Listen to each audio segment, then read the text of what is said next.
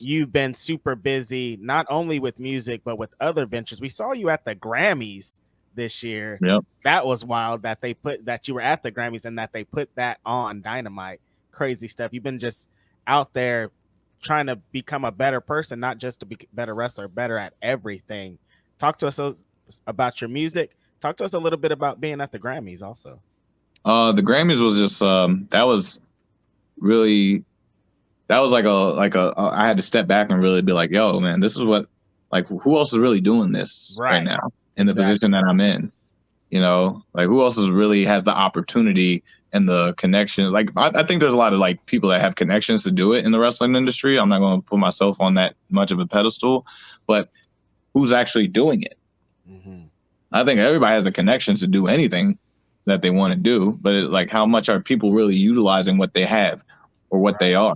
Like, I have a third of a lot of the connections that a lot of people have, but I'm going to go out there and do it. Mm-hmm. And I get ahead a lot of times with these opportunities like that because I'm willing to go get it. Right.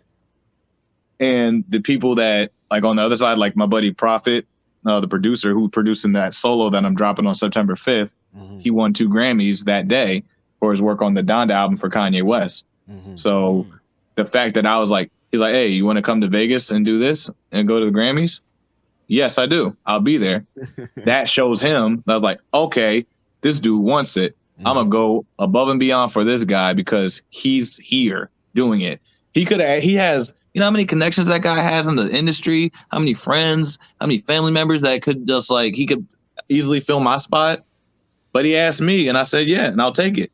And I really hope to not just like, I'm not like trying to showboat or boast about that kind of stuff, but it's like, that's like, I hope that to be a lesson to a lot of people that if you feel like you're not getting where you want to go or you're not getting the opportunities that person is getting, I'm like, dude, just get there. Mm-hmm. You'll be surprised how much stuff just opens up for you, just like taking the sacrifice of the time, the energy, the money, the weekend, like to just be there at an opportunity or at any opportunity to just like to open up a whole nother world for you that you didn't even know was possible, just by like just taking that step forward. All the lists of doubt that we put on ourselves, like we need to flip that and make it like all the possibilities of why we should and why we shouldn't.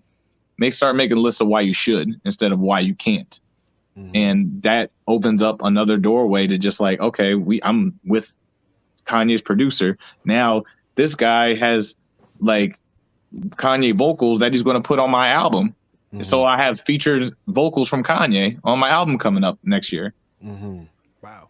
And my first ever solo single, shout out to Teezy for putting up with me for 3 albums straight, from Humble Beginnings to GPS to Tears, and following my crazy vision of like how we're going to put this thing together and really just pushing me to actually do it and to get me to the point that I'm confident enough to do my own work.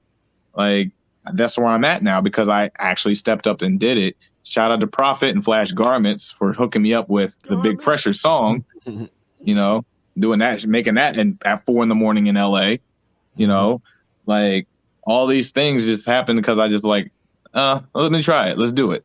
And that's where I'm at now.